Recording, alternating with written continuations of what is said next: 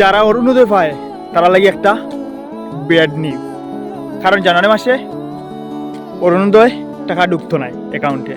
হ্যাঁ, কিন্তু একটা গুড নিউজ, ফেব্রুয়ারি মাসের 20 তারিখ অরুণোদয়ের টাকা ঢুকবো।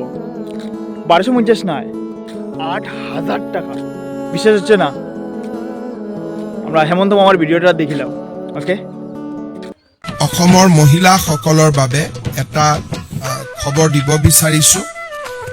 নিৰ্বাচনৰ সময়ছোৱাত অৰুণোদয় আঁচনি প্ৰদান কৰা সদায় এটা বিতৰ্কিত বিষয় হৈ থাকে।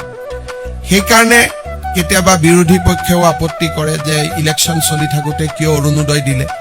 আমি যাতে বিতৰ্কৰ ঊৰ্ধত থাকিব পাৰোঁ, ফেব্ৰুৱাৰী মাহৰ 20 তাৰিখে একেলগে আগতীয়াকৈ বহাগ বিহুৰ উপহাৰ হিচাপে তেওঁলোকক আমি 8,000 টকা তেওঁলোকৰ বেংক একাউণ্টলৈকে হস্তান্তৰ কৰি তেতিয়া আৰু বিহুলৈকে তেওঁলোকে সুন্দৰভাৱে তেওঁলোকৰ বিহু পালন কৰিব পাৰিব।